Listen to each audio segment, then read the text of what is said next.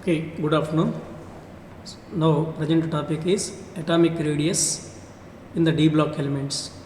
So, when you coming to the atomic radius definition, what is atomic radius? The distance between nucleus to the outermost shell. In the D block elements, for example, this is the 4s series, then it will be the 3d series. So now the distance between outermost shell, what is the outermost shell in this D block elements in the 3d series, especially 4s is the outermost shell. So now the distance between this outermost shell, 2 electrons only present here on the outermost shell. So the distance between here this nucleus to the outermost shell is called as the radius. So now what happening in this, for example, scandium, when you come into the scandium, what is the electron configuration? Argon 3d1 4s2. That means here one electron is present, here two electrons are present in the scandium. Slowly what happening, atomic number increases, the number of electrons present in the 3d series are penultimate shell. This is called as penultimate shell, this is called as outermost shell, this is called as the anti-penultimate shell. Slowly what happening, number of electrons in the penultimate shell increases. Here the radius depends upon the screening effect and then nuclear charge.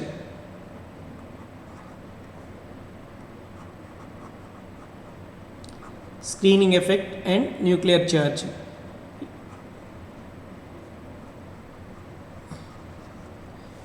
Here up to scandium, and then second one is the titanium, vanadium, chromium, that is 21, 22, 23, 24.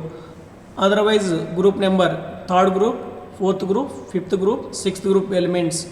So according our modern periodic table, the scandium, this is the D block elements are also included in the series number third group, fourth group, fifth group, this is the sixth group. So third group to sixth group, what happening, the screening effect will be less because of number of electrons in the penultimate shell. Only 5 electrons will be present in the chromium. So up to this slowly increases up to 5 electrons, so 21 to 24.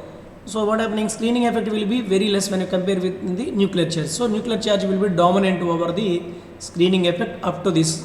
So after that 25, 26, 27, 28. So this is the manganese and iron, cobalt, nickel.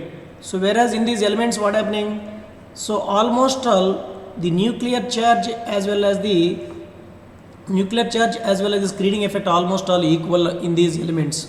So because of that the change in the the radius will not at all be observable, that means very less only, that is almost all similar, change will be less. So the manganese to nickel, the atomic radius is same.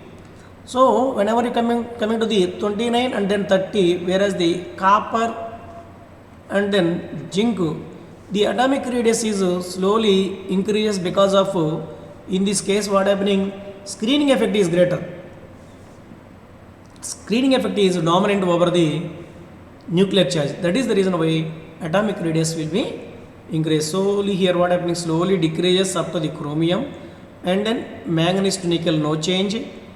After that what happening, slowly increases in the copper and then zinc. This is the radius in the D block elements.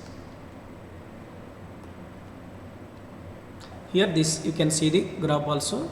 So whereas in these elements, so scandium to chromium slowly decreases and manganese to nickel almost all not observable change, that is no change, and copper to zinc atomic radius is increases.